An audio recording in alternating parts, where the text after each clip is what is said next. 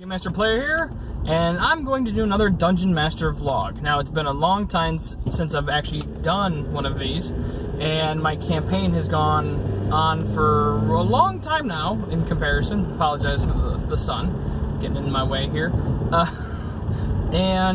I wanted to let everybody know that so far I've actually spun off a second game, which is pretty cool, in my opinion. It's pretty cool.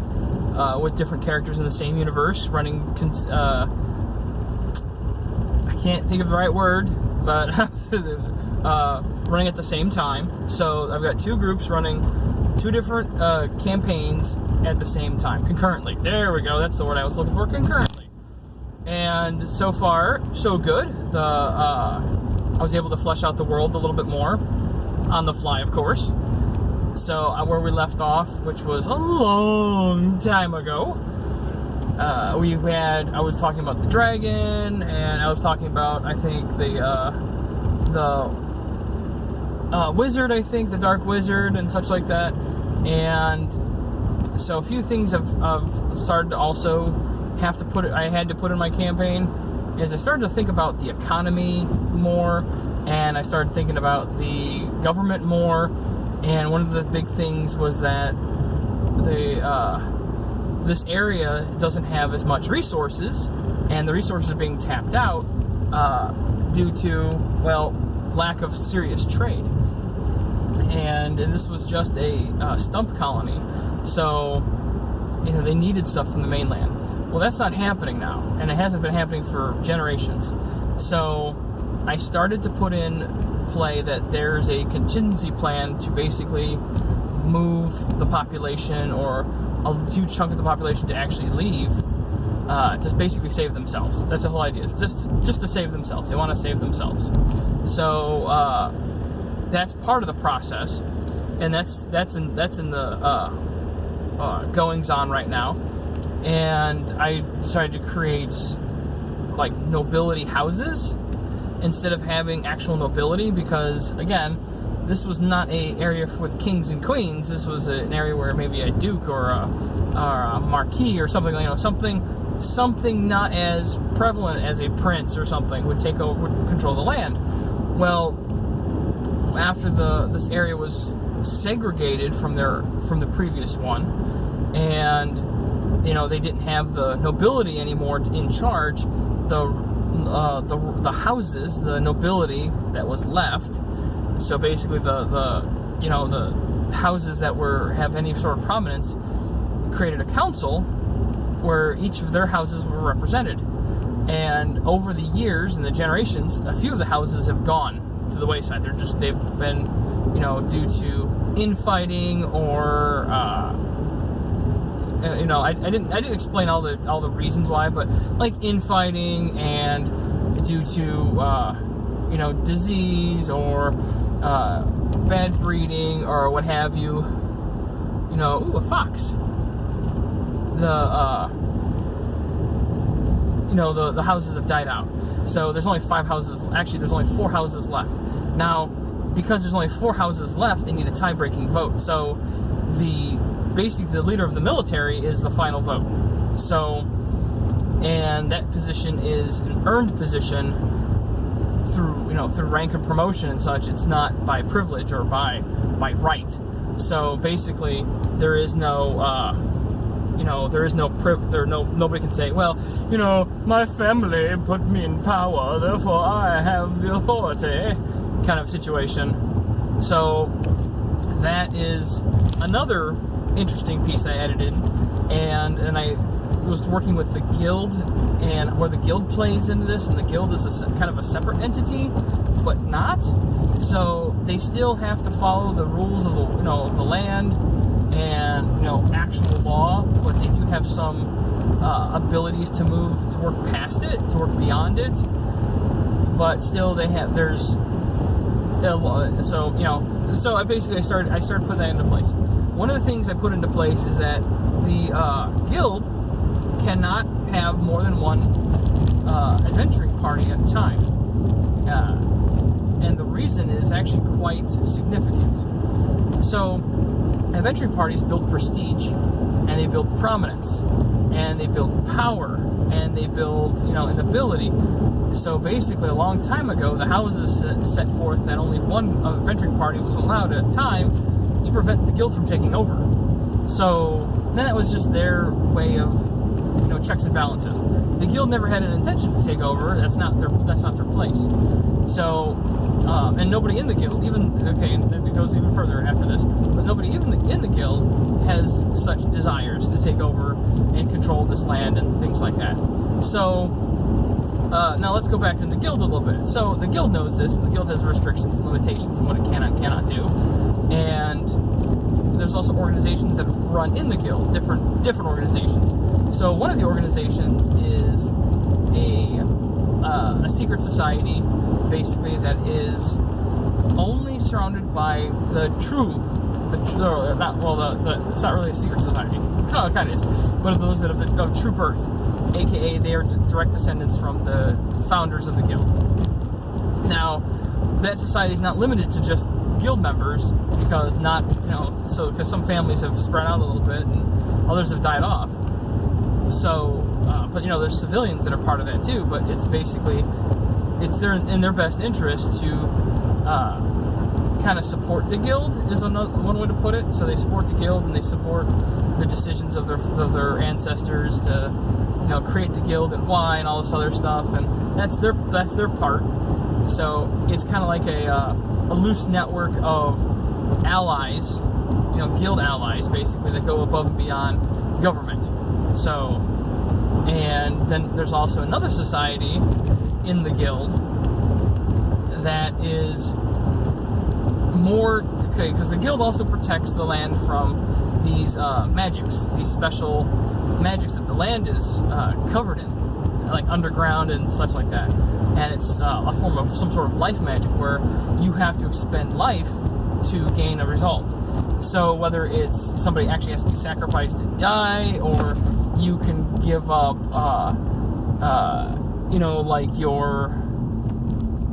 like for example, you can give up some of your abilities as like an elf or a dwarf, like dark vision, whatever, things like that, permanently, and give it and transform that into something else for someone else, or into an item, or into it's magic. It can be used to empower things, it can be used to heal people, it can be used to there's so many different purposes. And so that has played a little bit, because I have a character, the new group, there's two characters, that is two elves. They're twins, but one's a high elf and the other one's a wood elf. Well, how can they be twins? So, and I pieced it together where the magic was actually experimented on a fetus, basically, after conception, a very small form. And what had happened is that it was a proud wizarding family, and they wanted to, keep their lineage, stable and very full of life. And what happened is that, so they used the magic to create a twin.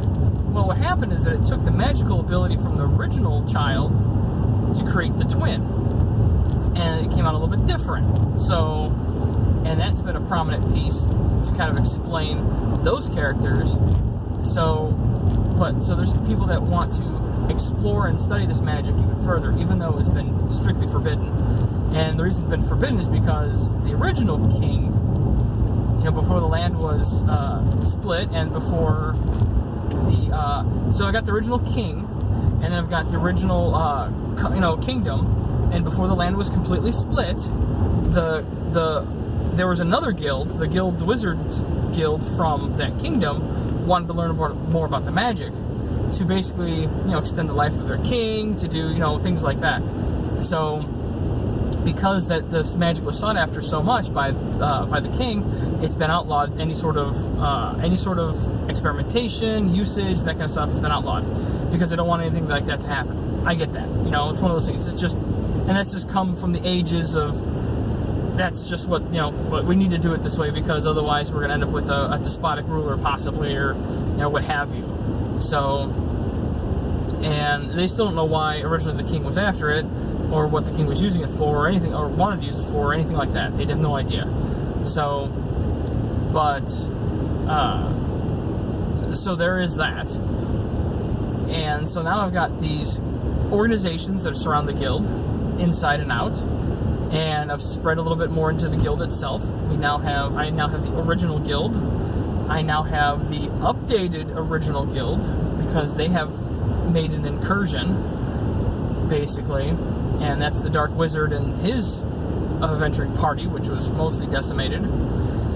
And so I've got guild emblems for the current guild in the land, the original guild, which goes back, before this land was separated, and the updated version of the guild in the kingdom. So with all this stuff now in play, as I'm expanding, I'm starting to add names to the cities. I'm starting to expand the area a little bit more. My players have opened up an Obsidian portal page and have added so many things. Oh, it's been absolutely fantastic. I really enjoy when my players actually put effort forth above and beyond. So because it means they really care about it. So what I'm going to do is I keep updating the Obsidian portal page from time to time. They do, and we keep working on pieces and such like that. But all in all, I have most of those details worked out at this point. And these would be world building details that you would come up with a long time ago. And unfortunately, I haven't been so lucky because, again, this started as a pickup game. So all this fun stuff that I'm currently involved with, as far as getting this all going, has been playing catch up on the campaign that was never meant to be. Kind of a thing. I can't really say never meant to be entirely. It just, in general, was never meant to be a full-blown campaign like this. So more world building on the fly. I covered all the basics, and as the players wanted more and needed to know more, and we needed to get more information, it turned into I needed to expand the world. I needed to expand some of these organizations. I needed to expand on some of these ideas. And so far, it's been pretty successful. The players have been very receptive to these updates. So, when you are creating your own world or you're, thinking about doing something like that, just remember there's nothing that's wrong. You can always jump in, and add to your world at any time. And that's why I like to keep things very vague at the start, in case I need to have something else, in case I need to have. So, for example, recently one of the players wanted to switch characters. Well, their new character is of a restricted race.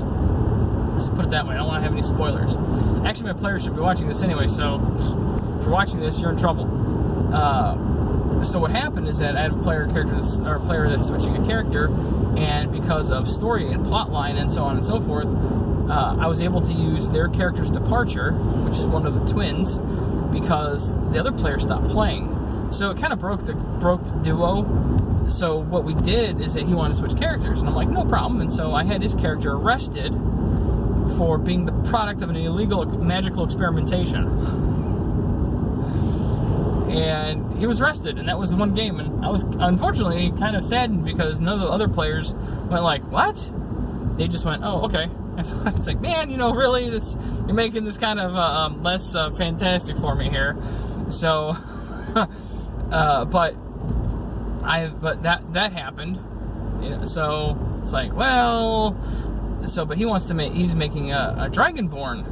And the problem is with Dragonborns that in this land, where the land that hates dragons of all kind, of anything, dragon is like the worst thing ever you could have, and represent. So, dragons are terrible. No dragons. Dragons are bad. Dragon bad, So he's a Dragonborn, and it's like, well, how am I going to get a Dragonborn in the game? And I told him, I said, you do realize that as a Dragonborn, you are not going to be able to interact well with the rest of the land, because there's a serious issue there. They don't like you by default. And now that's going to be some good role-playing experience here and there, yes. But he's also an outsider.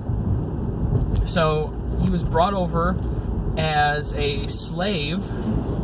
So he was captured and enslaved, and he was going to be used in an experiment. Well, what happened is that the experiments that he was purchased for, was actually to turn those people into flesh golems. So you know, when you piece together Flesh Golem, you kind of want to have certain similar species, just because of aesthetics. But no, actually, they didn't want to mix a Dragonborn into the Flesh Golem because they didn't want to tip any hands or anything else about any sort of draconic piece, because there's already one little bit of kobold that was a giveaway from a previous one. So, but they don't want to have like, you know, a Dragonborn's pretty big, so that's a lot of parts for a Flesh Golem, which is basically like a Frankenstein monster. So, and that's a huge thing. That is absolutely a huge thing. So instead of using them or using the Dragonborn, they left them to rot in a cage. So now we have player character. See, perfect. It works very well together that way. And I was flexible enough with a lot of my storytelling and other such things to actually make that happen. So, you know, good for me, right? So that's kind of the idea. It's like we want to do, you know, world building. You want to be flexible enough to try to squeeze things in. Now, I told the player also this is a very difficult character to play because you're not going to have a lot of support, because you're not going to be able to do a lot of things. And he agreed to playing this character. So, and he understands that it's going to be hard. So, but it's all on him. It's all on him to try to, I don't have to get him to fit in, because I told him that. This is a difficult character you're going to have to play. So, we'll see if he's up to it. And if he's not, then, well, his character's going to get flushed. So, which is unfortunate. But that's just how it works. You know, it's a two-way street. I got a way to get him in, even though the character is not something that would normally be played, and I told him that Dragonborn is not something that's going to be accepted and usable, really, in comparison to other characters. So, but anyway, that's just a quick update to some world building that I've done, and I'm going to probably do another vlog here, possibly tomorrow. Same thing, doing the same thing. So, so we can get up to date with where basically everything's at and some of the other changes I've made. So, thank you everyone for watching, and I will see you in the next one.